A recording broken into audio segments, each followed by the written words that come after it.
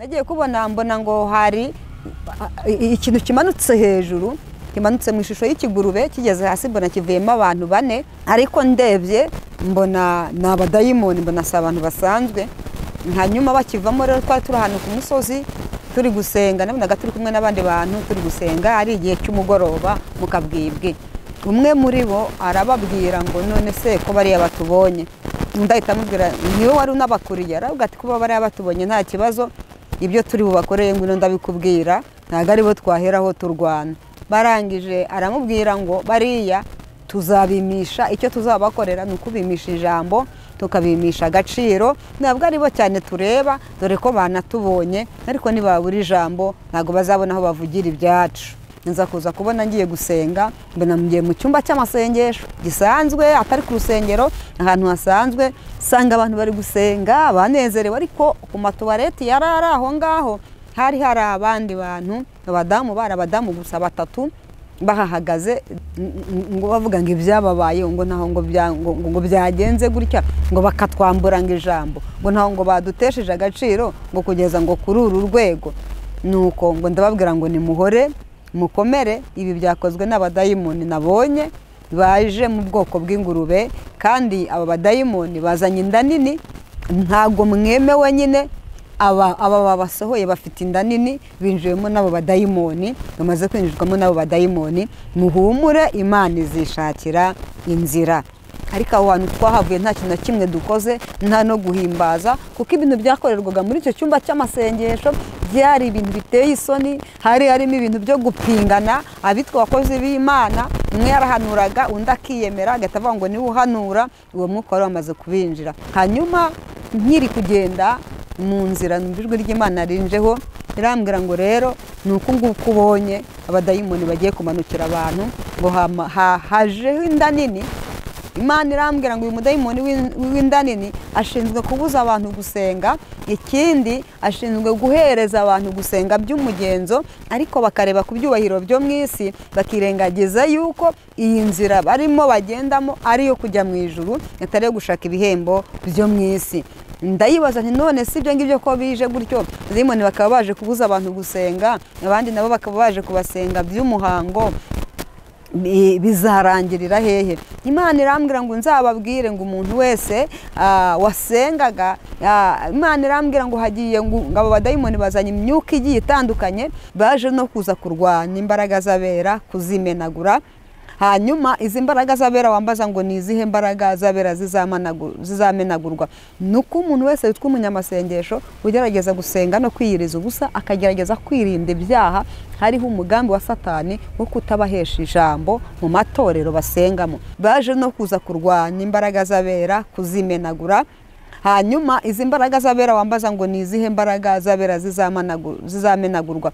Nuko umuntu wese witwa umunyamasengesho ugerageza gusenga no kwiyiriza ubusa, akagerageza kwirinda ibyaha, hariho umugambi wa Satani wo kutabahesha ijambo mu matorero basengamo. Satani hari abantu ngo yamaze kwifatira, uyu munsi wa none bakivuga n'Imana, ariko hari izindi mbaraga ziri kubakoresha, hari ubundi bwami barimo barazamura, hari irindi bendera bazamuye atari ibendera ry'Imana. Ngiye kujya mu iyerekwa kandi nanone ngiye kubona mbona ngo barimo ngo mbona abantu bo mu nzego za leta barimo barashaka umuntu wese wavuze Imana, umuntu wese wahanuye. Mbona abantu bamwe batangiye kwiyambura ubusa, ariko bamwe bakabirukankana bakikuramo imyenda ya gisirikare, kuko birukankanaga abantu bambaye imyenda ya gisirikare ariko ngo bahanuye. Mbona abantu benshi, mbona abagore biyambuye imyenda ya gisirikare, mbona abagabo biyambuye imyenda ya gisirikare, abakobwa ni nk'uko, kugira ngo batababona ngo bababazwe n'ibyo bihe bibi twari tugiye kubabazwa nabyo. Baje kungeraho rero badufungiranira ahantu hamwe n'abandi bantu. Hanyuma mu kudufungiranira ahantu, bamwe hakajya havamo umwe akavuga ngo reka jyewe niyambure, undi ngakigira nk'umusazi, nuko ngabo nyine bakabareka.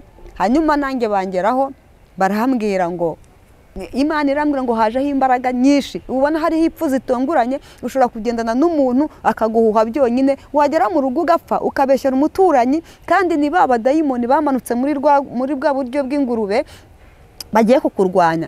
Imana yarambwiye icyo gihe, irambwira ngo hazamutse abadayimoni benshi wo gutandukanya imiryango. Ingo nyinshi rambira ngo nyinshi zigiye gusenyuka ngo kandi n'abantu banjye, kandi Satani amanuye umwuka w'ubukene cyane kugira ngo abantu b'Imana ubagereho cyane, noneho kugira ngo basigare bumva bashakishiriza ahantu hose n'imbaraga zose kugira ngo babone amafaranga. Gusenga everyday, gusenga buri munsi, nusenga uzanesha, nunanigwa gusenga uzaneshwa. Senga. Reka ngusuhuze inshuti ya Gusenga everyday, nizere kumeze neza. Mu bisanzwe muri kumwe nanje Mana Kiza Edouard, abari mu Rwanda turasuhuje, abari mu biyaga bigari mumva ikirundi n'ikinyarwanda ndetse n'ikinyamurenge, twose turababwira ngo munishiza Gusenga everyday. Shalom shalom. Abari ku mugabane w'Uburayi, shalom shalom. Abari muri Aziya, shalom shalom. Abari muri Amerika, shalom shalom. Abari muri Australia, shalom shalom. Nkuko mubona kuri kamera ya Gusenga everyday, turi kumwe n'umukozi w'Imana yitwa Esther. Esther, uraho? Muraho neza. Imana igumugisha cyane, kandi nanone tukaba tukwakiriye kuri Gusenga everyday. Ikaze, Imana igumugisha ko witabye ubutamire bwacu. Watangiye unasenga Imana kuko cyane cyo Gusenga everyday, amazina yawe amaze kuyamenyera, ntabwo ari ubwa mbere. Witwa Esther, n'amanimero yawe ku biganiro bazagenda babona amanimero yawe abifuza ko mwasengana. Hari n'ibiganiro watambukije mu minsi itambutse, bazagenda no ishusho yawe bagende bareba ibiganiro byawe. Watangiye usenga Imana. Mwami Imana, urera, urakomeye, uri umunyembaraga, uri umunyamaboko. Turagushimiye, tugutumiye ngo uzubane natwe muri aya materaniro. Bwami bwawe nibuze mu izina rya Kristo Yesu, amen. Mukozi w'Imana rero turakwakiriye, tuguhaye agatuti ka Gusenga everyday, utambutse icyo Imana yashyize ku mutima, yaba ubutumwa bwiza, yaba indirimbo, yaba ijambo ry'Imana, yaba message Imana yaguhaye. Nikaze kuri Gusenga everyday, n'abantu muri inshuti za Gusenga everyday tubabwira ngo umukozi w'Imana mumwakire, mumukurikirane kuko Imana imuhagurukije mu gihe nk'iki. Imana igumugisha. Murakoze cyane. Nanjye abakunzi ba Gusenga everyday, cyangwa se mu Kinyarwanda gusenga buri munsi, ndabakunda cyane, nejejwe no kubana namwe. Numvaga nifuzaga kuririmba, ariko turi kumwe na Edouard, numvaga hari indirimbo yigeze yansaba turi buze kuza kuyiririmbana n'ibyakunda. Reka ndirimbe indirimbo imwe iri mu ndirimbo zanjye bitewe n'ubutumwa ngiye gutanga. Mu ndirimbo zanjye nahimbye, ndazifite kuri channel yanjye, abazishaka mwazazisanga, mukandikamo ayo mazina yanjye yombi mwahita muzibona. Hanyuma reka ariko mbanze nsome ijambo ry'Imana mbere yo kuririmba, riri mu butumwa bwiza bwa Yohana,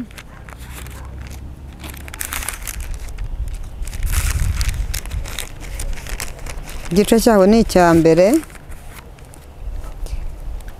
n'umurongo waho wa 12. Hari amagambo avuga ngo, icyakora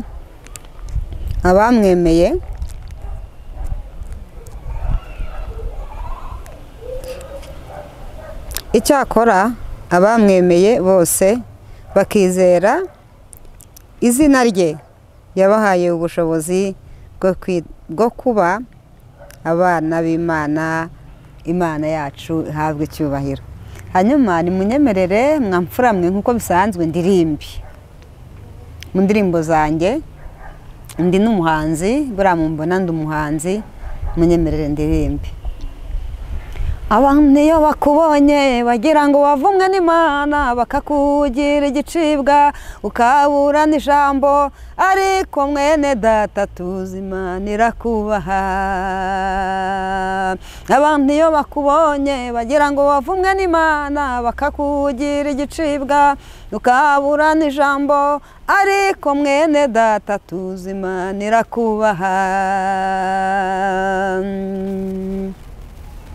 Imana irakubaha, Imana irakubaha, Imana irakubaha, Imana irakubaha, Imana irakubaha, Imana irakubaha.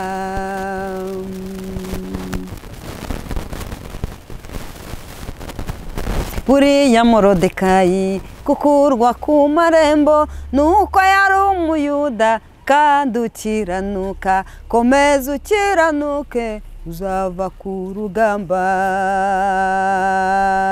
Buriya Morodekayi gukurwa ku marembo nuko yari umuyuda kandi ukiranuka, komeza ukiranuke uzava ku rugamba.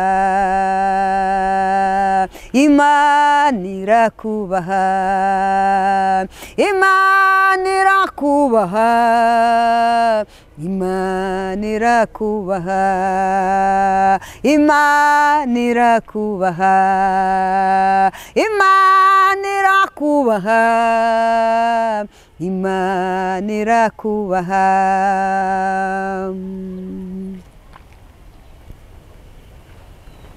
Komeza gusenga kandi wubaha Imana, nta cyiza bikura uzava ku rugamba. Komeza gusenga kandi wubaha Imana, nta cyiza bikura uzava ku rugamba. Imana irakubaha, Imana irakubaha, Imana irakubaha, Imana irakubaha, Imana irabubaha mwese, Imana irabubaha. Nubwo abantu babasebya, Imana irabubaha. Nimuhumure, Imana irabubaha, Imana irabubaha. Amen. Imana ishimwe, Imana iratwubaha. Nubwo abantu batwanga, nubwo abantu batuvuga ibiryo bitari byo, ariko Imana iratwubaha. Muririmbyi yavuze iki? Yavuze ngo komeza gusenga, ngo kandi wubaha Imana, ngo nta kizabikura uzava ku rugamba. Izina ry'Uwiteka Imana nirihimbazwe. Yiri mu ndirimbo zanjye rero. Ubutumwa ngiye gutambutsa ni ubutumwa nabonye hashize igihe kinini, nabubonye mu 2018. 2018 nibwo nagiye kubona ngo mbona ikigurube. Mu 2018 yego, ngo mbona ngo abadayimoni bamanutse mu kintu cy'ikigurube kinini. Aha niho hantu ngiye kubivuga ndambuye. Ubundi ntago nigeze nabisobanurira abantu, nagiye bivuga ku macana atandukanye, ariko nkabivuga bisa nk'ibivanze ukuntu. Nagiye kubona mbona ngo hari ikintu kimanutse hejuru, kimanutse mu ishusho y'ikigurube, kigeze hasi mbona kivuyemo abantu 4. Ariko ndebye mbona ni abadayimoni, mbona si abantu basanzwe. Hanyuma bakivamo rero twari turi ahantu ku musozi turi gusenga, nabonaga turi kumwe n'abandi bantu turi gusenga, ari igihe cy'umugoroba mu kabwibwi. Hanyuma barangije umwe muri bo arababwira ngo none se ko bariya batubonye.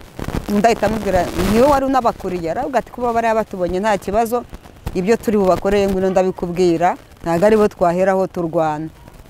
Hanyuma Imana yohera yo mu ijuru nkomeza kubyitegereza.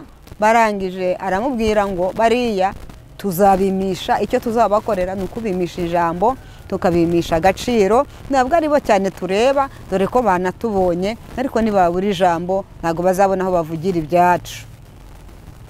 Hanyuma ako kanya baduciyeho baragenda, barakomeza baragenda, natwe tuva aho ngaho. Nza kuza kubona kumwe n'umuntu n'ubundi ashobora kujya gusenga bisanzwe. Nza kuza kubona ngiye gusenga, mbona ngiye mu cyumba cy'amasengesho gisanzwe, atari ku rusengero, ahantu hasanzwe.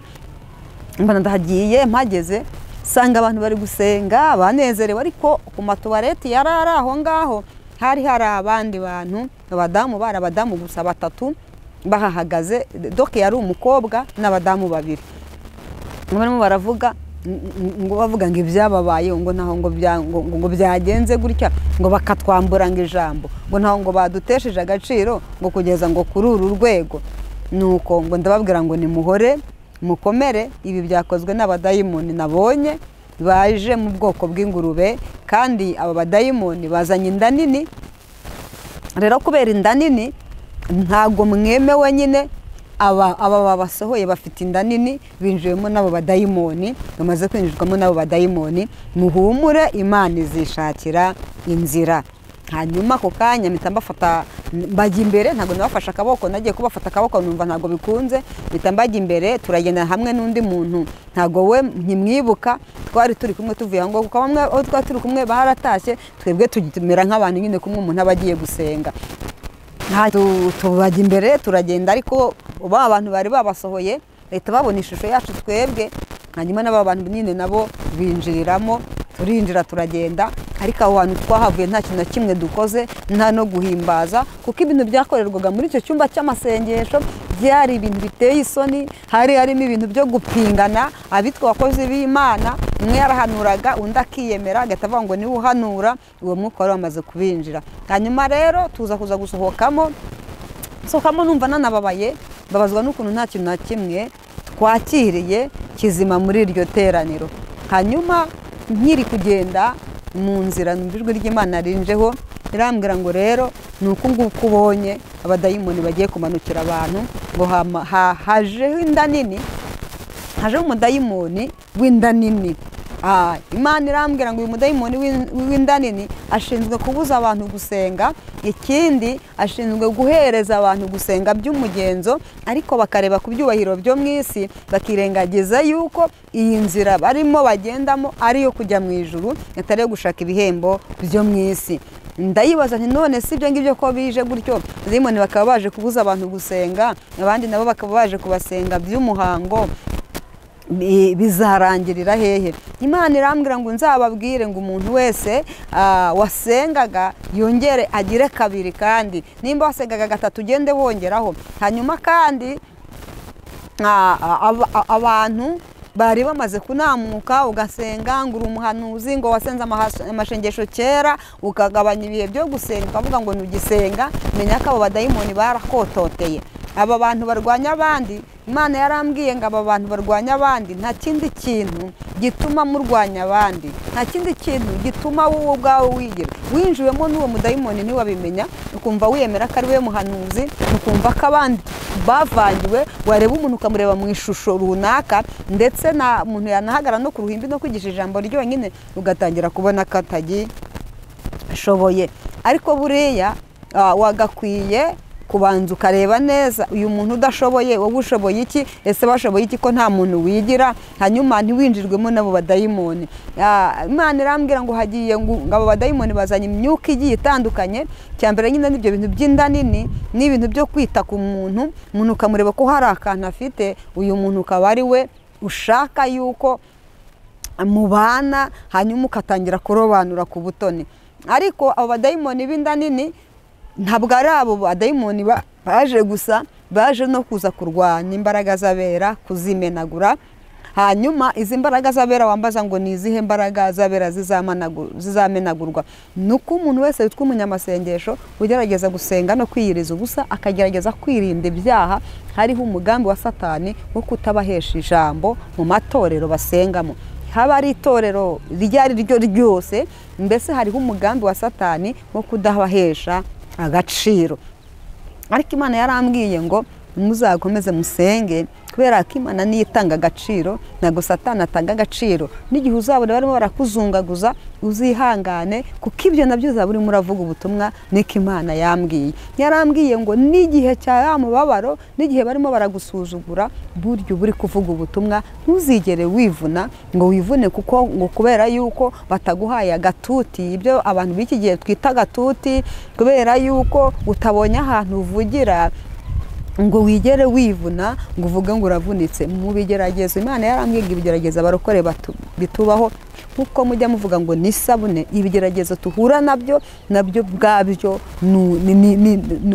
biravuga, iyo birwanye neza biravuga. Ni ukuvuga ngo ibyo tuhura nabyo ubwabyo ni umurimo w'Imana, kubera ko biva mu rukundo rw'Imana.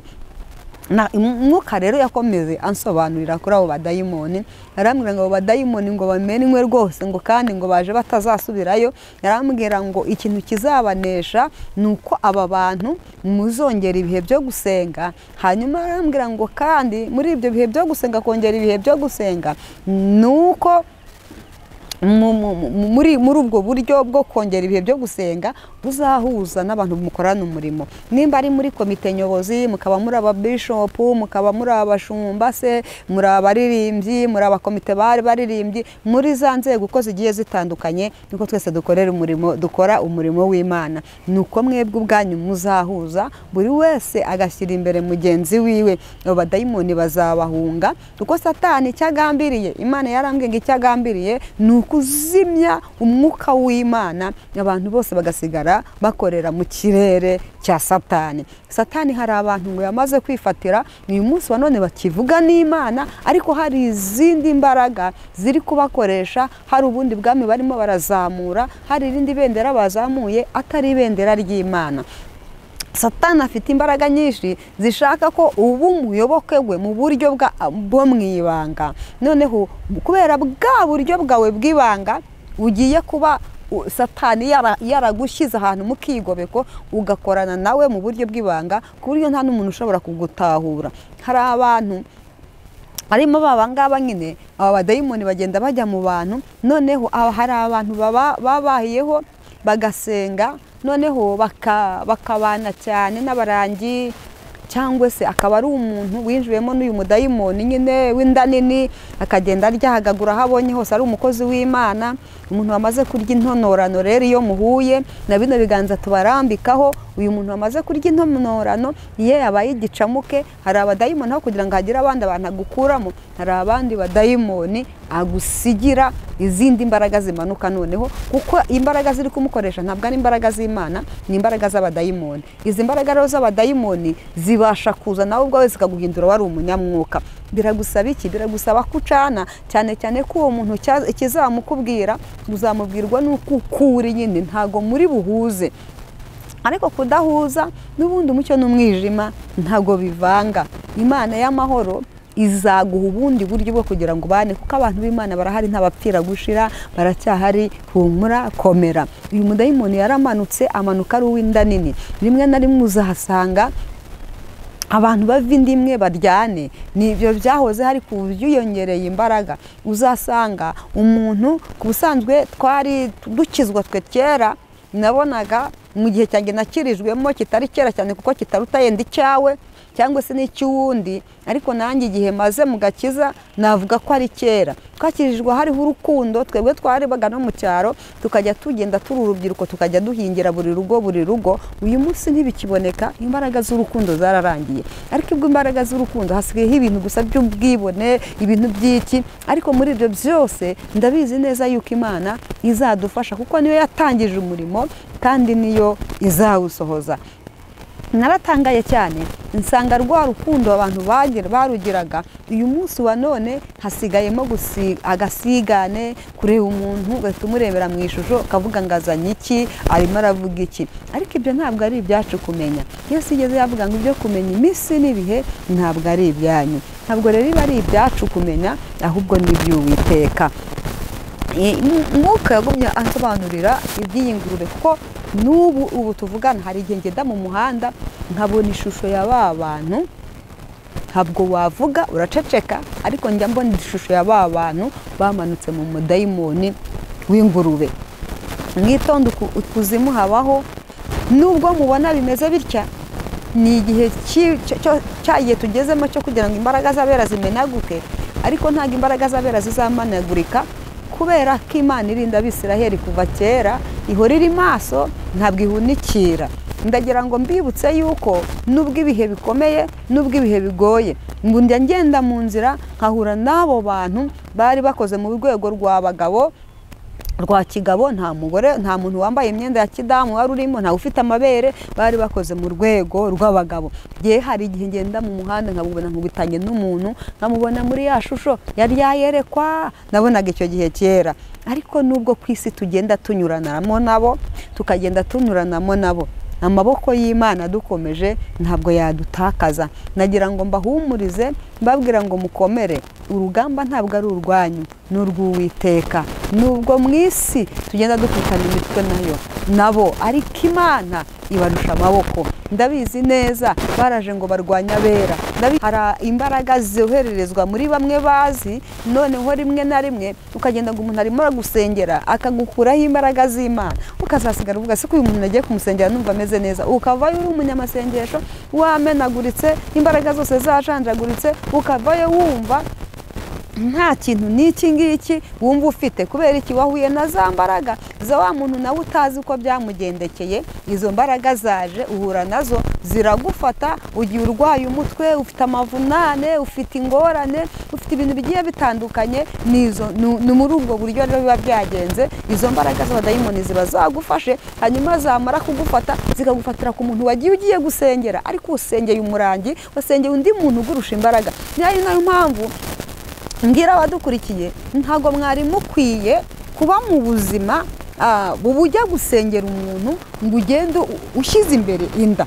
Bibaye byiza niba ugiye gusengera umuntu bigukundiye, wabanza ugakora icyo Imana ikubwiye, ukaza kuza kurya nyuma. Kubera ko bya biryo nubirya ugahura n'umuntu byananiye, byitwa kuba abadayimoni bamushyizeho amasengesho ye yo bamutegetse kugira ngo uyu muntu ubashe kumusengera bikugwa amahoro, ntabwo bizoroha.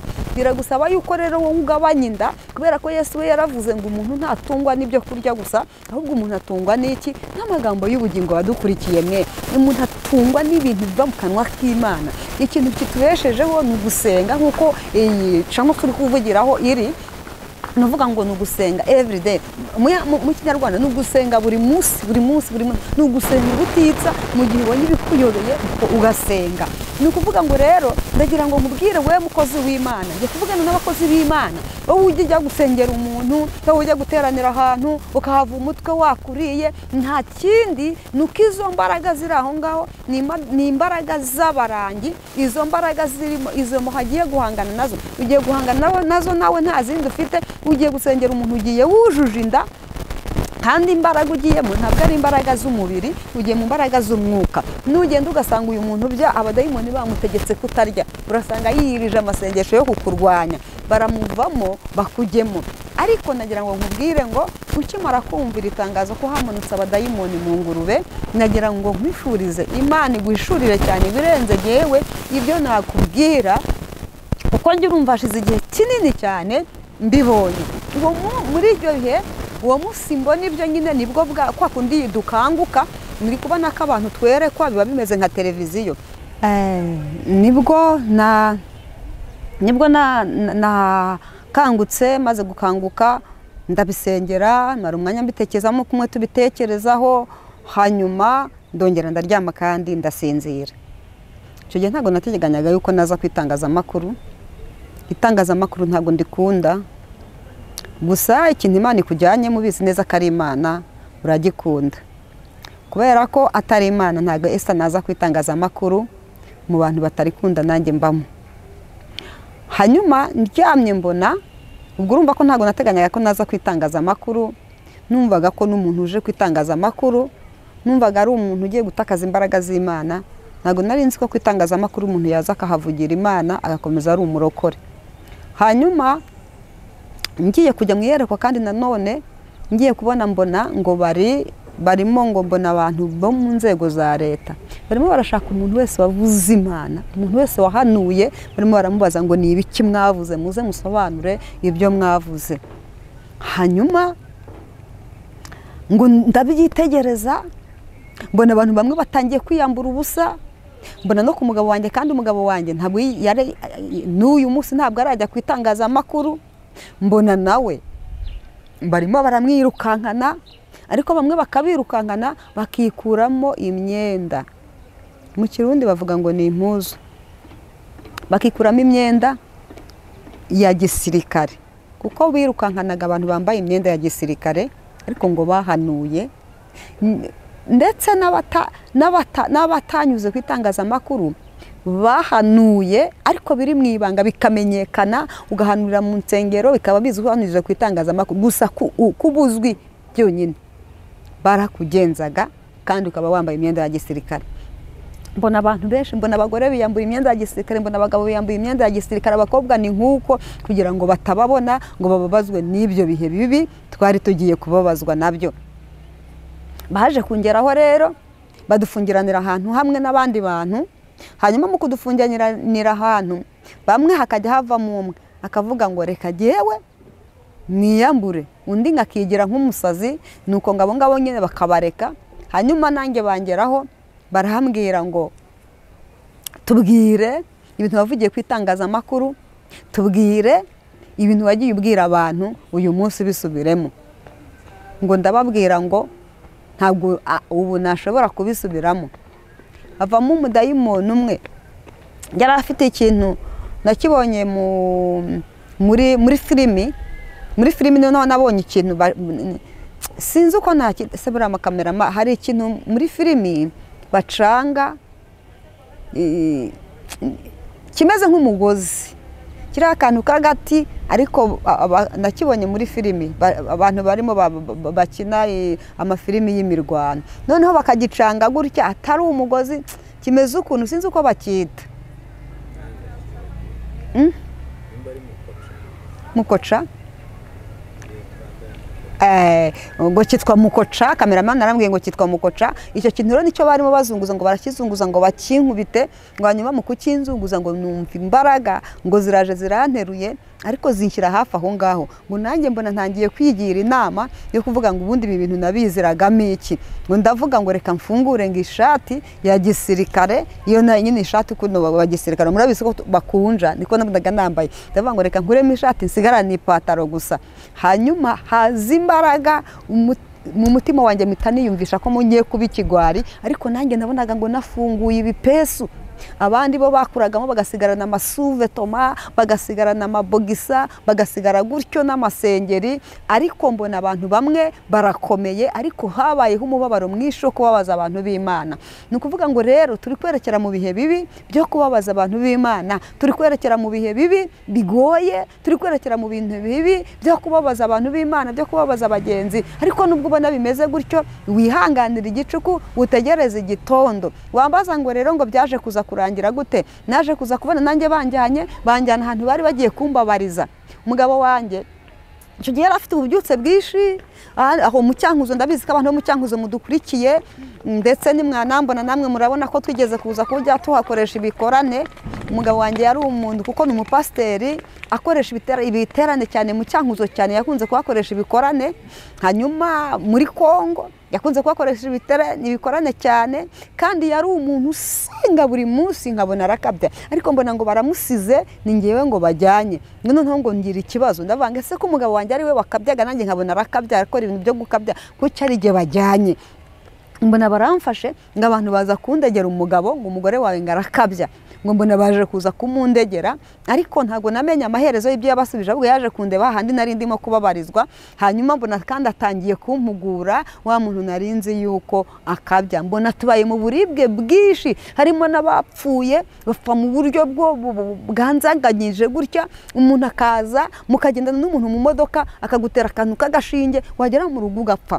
Hajeho Imana irambwira ngo hajeho imbaraga nyinshi. Ubona hariho ipfu zitonguranye, ushobora kugendana n'umuntu akaguhuha byonyine, wagera mu rugo ugapfa, ukabeshyera umuturanyi. Kandi ni ba badayimoni bamanutse muri bwa buryo bw'ingurube bagiye kukurwanya, bakubabarije muri byose, babonye batakubonye, noneho barakwica bakwikize kugira ngo utazakomeza kubarwanya. Ariko nubwo bimeze gutyo, umwanditsi wa Bibiliya we yaranditse mu gitabo cya Daniyeli, aravuga ngo abaze Imana yabo, abo ngabo bazakomera. Aravuga ngo kandi abo bantu nibamara gukomera bazakora iby'ubutwari, ntabwo bazigera bacogora, bazakora iby'ubutwari. Mbibutse yuko nubwo abantu bahagurukiye kuza kurwanya abantu b'Imana, bakaba baje guhiga abantu b'Imana, baje guhiga abantu bafite umwete mu murimo w'Imana, baje guhiga abantu bakorera Imana by'ukuri. N'ubu ukorera Imana by'ukuri, hari imyuka basigaye bohereza nijoro mu bicuku bya nyuma. Nijoro abantu baryamye bashyizweho, noneho abantu muturanye bakorana n'imbaraga za gishitani, bakohereza imyuka ku ngo z'abarokore. Noneho mutacagagurana mu rugo, bakakoherereza imyuka yo guhondobera, ukabaho mu buzima nawe bwo kuvuga, ugatangira gushidikanya Imana. Kubera iki? Bakumanuriye imbaraga, umwuka wo kukurwanya, kugira ngo mbese bakakwambura, bakagutesha ibyiringiro. Iyi ni imyuka barozi, buri wese aho atuye basigaye bohereza ku ngo z'abarokore. Barokore mube maso. Umurokore uryama ntasenge ngo abyuke mu gicuku cya nijoro ngo asenge, niwe wundi uzabyuka nakumva afite n'umunaniro ukuntu utazi ko ari byo. Niyo myuka baba bakoherereje. Hanyuma rero hari n'igihe tugenda mu nzira gutya twibwira ngo turimo turagenda mu mabisi, turimo turagenda mu nzira gutya bisanzwe, kumva uko muzi batega bombe. Niko abadayimoni basigaye bafite amayeri, basigaye bagenda ahantu bakavuga ati aha ngaha haranyura abarokore, uri bunyure muri iyi nzira yavuye mu rugo atiyejeje yandure natadukorera ahita apfa. None ukandura wa mwuka mu by'ukuri kubera ko ibya Yesu wabisogongeyeho. Nasomye ijambo ry'Imana arambwira ngo nimba mwarasogongeye mukamenya ko Yesu agira neza, ni mumwegere, niwe buye ryanzwe n'abantu, ngo ariko ku Mana ryaratoranyijwe. Kuko wasogongeye rero kuri Yesu, hanyuma wowe ubwawe ukumva urimo urarwana n'ibyaha. Rimwe na rimwe rero Satani ahita kwica guhungubiranyije, ukabona icyo yari akwitezemo atakibonye. Hari ibintu byinshi tugenda twandura aho tugenda, aho twicara. Ariko nabasabaga kugira ngo umuntu wese igihe uzi neza ko ibintu abarokore ahantu ugiye ibintu byatetswe n'abantu utizeye neza, ukabona utabizeye, mu by'ukuri ihanganire guhita urya, byihorere. Ntabwo iyo nzara y'umunota umwe iri bukwice, mweye kugenda muryagagura. Hari abantu batorewe mu nsengero zigiye zitandukanye, kuva ku nsengero muzi zizwi nk'iziba mu mwuka w'Imana, kugira ngo aba bantu babe mu nsengero bajye bajyana abantu b'Imana, mukozi Imana bakubonye ngo inudusure bakagutekera. Ibi bintu bagutekeye ni ibiki? Bagutekeye ibintu byo kugira ngo ugaragare mu ishusho. Bibiliya yaravuze ngo ufite izina ry'uko, muzasome ibyahishuriwe Yohana ndumva ibice 3, uzahasanga ayo magambo avuga ngo ufite izina ry'uko uriho nyamara uri intumbi. Ubutumbi si ubundi, kuba ufite izina ry'uko uriho n'ukuriho. Icyo Kristo yagombaga kugukoresha nta kigukoresheje, wabaye igicamuke. Abo bantu rero muri ubwo buryo babibicamuke. Nimba mugiye no mu makwe banza usengera amakugiyemo, umenye ko Imana ikwemerera kuharya cyangwa se iri bukubuze. Imana ntago irobanura ku butoni, ntivugishe Esther gusa, kuko ntago ibi bintu tubyiga mu mashuri. Umuntu wese wagishije inama Imana irayimuha. Nimba ugiye no mu nama z'imiryango isanzwe, banza usenge. N'ukwica no yitwa, banza usenge ubaza Imana ikintu uri buvugire muri iyi nama mwakoze nk'umuryango. Nimba nta kimana iguhaye, umenye ngo uraceceka, genda uza amakuru, kuko iyi minsi amazi si yayandi. Amazi ni si yayandi, tugeze aho rukomeye. Utamanukiwemo n'umwuka w'ingurube, yamanukiwemo n'umwuka wa muyenzi. Umwuka wa muyenzi wajya gukora mu 2000, uyu munsi warongeye urongera urakora. Niyo mpamvu uzabana n'umuntu mu murimo akagusharirira. Byanze bikunze muyenzi yongerwa izindi mbaraga zo kuza kurwanya bera. Ariko nkiri aho ngaho kugira ngo nanasoze ndirimbo nababwiye, ndirimbane n'umukozi w'Imana yandirimbo nababwiye yansabye nsoza, ndagira ngo nkubwire nubwo bimeze bityo, nubwo bikomeye, nubwo bitugoye, ariko nagiye kubona mbona abantu b'Imana, Imana ibagize mu imiriro muri iyi minsi. Imana yo mu ijuru, abantu uzemera. Iyo usomye ayo magambo nababwiye mu byahishuwe, aravuga ngo unesha n'uzambikwa imyenda yera. Kandi sinza hanagura izina rye na hatoya mu gitabo cy'ubugingo. Ni umuntu unesha ibimugerageza, ni umuntu unesha ibimubabaza. Aho ngaho reka nongeraho aka kantu kugira ngo turirimbe ya ndirimbo, sigaza umwanya wo kuririmba ya ndirimbo. Imana yarambwiye icyo gihe, irambwira ngo hazamutse abadayimoni benshi bo gutandukanya imiryango. Ingo nyinshi, irambwira ngo nyinshi zigiye gusenyuka, ngo kandi n'abantu banjye. Hanyuma ejo bundi nibwo yongeye iragaruka, irambwira ngo ingo nyinshi zagiye zisenyuka. Bamwe mwari muri ku bipimo, ku gipimo cy'Imana, irambwira ngo hari abantu muvuye ku gipimo, mugiye noneho kongera, Imana igiye kongera kubakira ingo zanyu zasenyutse. Ariko kandi hari n'abandi bakiri mu ishuri, Imana yarabapimye kugira ngo irebe ko abagore banyu cyangwa abagabo babo niba badahari, muzagomeza mukaba intwari, mukaba abo kwizerwa, mutazasambana. Imana irambwira ngo kandi Satani amanuye umwuka w'ubukene cyane kugira ngo abantu b'Imana ubagereho cyane, noneho kugira ngo basigare bumva bashakishiriza ahantu hose n'imbaraga zose kugira ngo babone amafaranga. Urasabwa kugira ngo nimba ubona ibyo wakoraga byari bimaze kugabanuka, birasaba kugira ngo utuze usenge, udapfa guhubuka rimwe na rimwe ukicazwa ahantu utagakwiye kwicazwa mu buryo bw'imibereho, kubera yuko Imana izi yuko yakuremye ugomba kurya. Imana izi ko yaguhaye abana bagomba kurya no kwambara, kandi abantu bose ntabwo dusubirizwa kimwe. Muzabona abantu bagiye mu bintu by'Imana batubwira yuko bahamagawe n'Imana, nyuma bikabananira. Mbibutse ko ntabwo abantu twese tuzabaho ducuruza. Hari abantu bakorera Imana, nshuti yanjye, Imana ikabahemba, ariko Imana yarambwiye ngo abantu bamwe mwarabirambitse kubwo abantu babakwenye, baravuga ngo murabo guhora gusa muhanura, mbese batesha umwuga wanyu, bawutesha agaciro. Kandi nta muntu nabonye bavuze ngo acuruza nabi ngo abireke. None wewe barakuvuze urekera aho ngaho gusenga, ujya mu bintu bitari ibyawe. Mbibutse ko gusenga bitunga abantu, gusenga bituma umuntu acya, gusenga bigira umumaro mwinshi. Hatariho gusenga nta kintu na kimwe cyabaho. None wewe warananiwe urabirambika, urabirambitse. Imana yarambwiye ngo uyu mwaka uwusoza utangira ubundi, wongeye ukorera Imana. Wajyananwe n'inkozi z'ibibi zagiye ziza zitubwira yuko ari Imana ibahamagaye, kandi nawe warahamagawe. Hanyuma urangije uricara, ibyo bakuvuze ntabwo bingana n'uwagutoranyije. Uwaguhamagaye ni ufite ijambo rya nyuma ku buzima bwawe. Kandi mbibutse yuko Imana ishobora gutinda cyangwa ikabanguka, ariko nibwo bumana bwayo. Mwibutse rero ko mu byakurwanyije byose udakwiye gutakaza umuhamagaro. Nimba umuntu akina komide ikamutunga, ni gute umunyamasengesho urimo umunyamasengesho aba arimo dogiteri, umunyamasengesho aba arimo mwarimu mu buzima busanzwe uyu wigisha, kuko umunyamasengesho ashobora gutobora igifaransa akakivuga atarigeze akiga n'umunsi n'umwe, wakiza agahengeza n'umufaransa agahengeza. Umunyamasengesho arimo ibintu byinshi ntabona aka kanya uburyo navuga. Nimba umuntu ukina komide yo gusetsa byonyine bimutunga, wowe ukaba uri umunyamasengesho, ushobora kuba kugenda muganga yananiwe gukura umuntu mu abazimu, kuko muganga hari ahantu imbaraga za muganga zigarukira. Igihe twaboneye nabonye abantu banywa imiti ya sida ikagabanya ubukana, ariko sinabonye ahantu muganga akiza sida ngo ikire burundu. Nta muganga nari bwabone, ariko nabonye ahantu Imana igenda ikohereza amaraso y'umwana wayo Yesu, akayohereza mu muntu urwaye sida.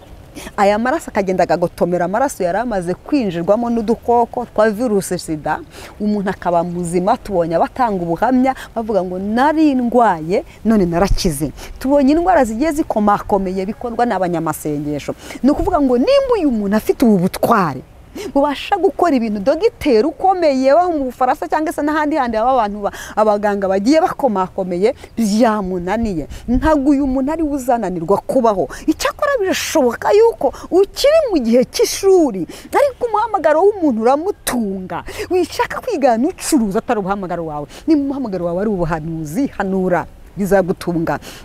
Nimba umuhamagaro wawe nimba umuhamagaro wawe ari ubushumba, shumba we yakwigerekeraho ngo uvuge ngo ndi n'umuhanuzi, nujya gufata iby'ubuhanuzi atari ibyawe birakugora. Shumba abantu b'Imana, kubashumba ni ukumenya ngo baratanye bigenze gutya na gutya. Imana izaguha yandi maboko nk'ayo yahaye ba Yesu na ba Mose, nawe Imana izaguha yandi maboko. Imana izagenda igushyigikira, iguhereza abahanuzi muri iryo torero. Wishaka kubivangavanga utazacangamukirwa.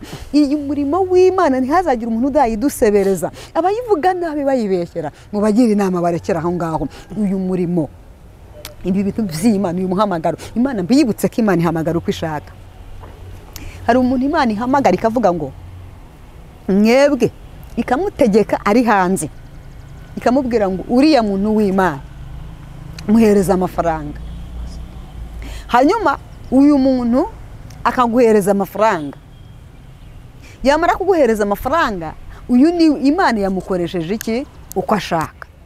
Rero nimba Imana yamukoresheje uko ishaka, nawe iza gukoresha uko ishaka, wijya mu muhamagaro w'undi muntu, komeza uguhamagarwa kwawe, nimba ari ukuririmba aririmba bizagutunga, wijya kujya mu bindi bintu bitari ibyawe, nimba ari ukuramya aramya, nimba ari mbese uko Uwiteka yaguhamagaye uzirikane guhamagarwa kwawe. Munkundire rero turirimba igitero kimwe cy'indirimbo ku mpamvu z'iminota, hanyuma nitwagaruka tuzayibaririmbira yose. Umukozi w'Imana yaremaze igihe kinini ayinyaka, nayiririmbye ahubwo mperuka hano, hanyuma yinsaba ko tuzayiririmbana. Munyemerere turirimbane igitero kimwe cy'indirimbo kivuga ngo ni Yesu ufite urufunguzo rw'ibizaba. Munyemerere turirimbane uyu muririmbyi.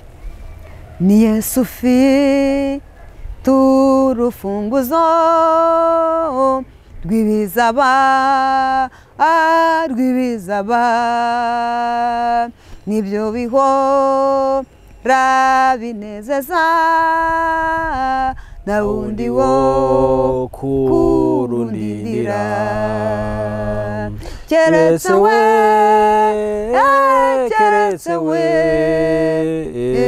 keretse we, haleluya, keretse we, keretse we, keretse we, mwami wanjye, keretse we, haleluya, keretse we. Sintinya ibyago bizambaho, Yesu ndamwizeye, ndamwizeye, kuko andimbera bitunganya, ni nawe umenye ibinkwiriye, ko ari byiza, ko ari byiza, ko ari byiza, haleluya, ko ari byiza, ko ari byiza, ko ari byiza,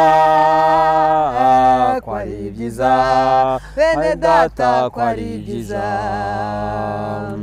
Nimpumyi jewe sinamenya ibyamfasha,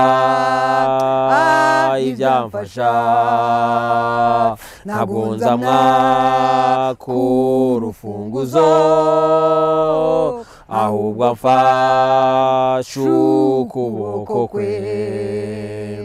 Mwiringiye, mwiringiye, mwiringiye, haleluya, mwiringiye, mwiringiye, mwiringiye, mwiringiye, haleluya, mwiringiye. Ntabwo namenye imigambi ye, nzi kimwe cyo, nzi kimwe cyo, nzi yuko ankunda ubudasiba, nzi yuko ambera ubuhungiro. Nkiri mu isi, nkiri mu isi y'abazima, nkiri mu isi, haleluya, nkiri mu isi, nkiri mu isi, nkiri mu isi, nkiri mu isi, haleluya, nkiri mu isi. Yewe ibyo biramagije,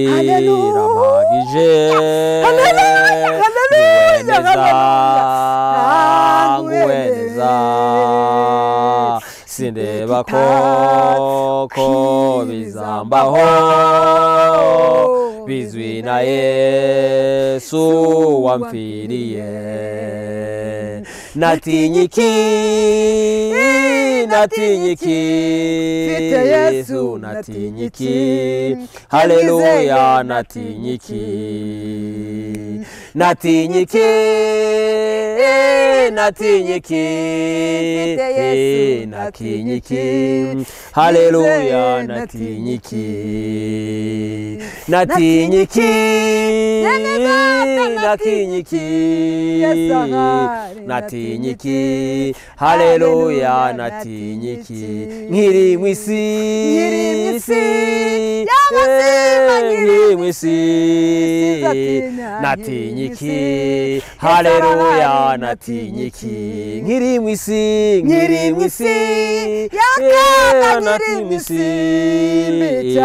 nari mu isi haleluya natinye iki nkiri mu isi bagenzi nari mu isi bakunzi b'umusaraba nkiri mu isi nkiri mu isi haleluya natinye iki natinye iki natinye iki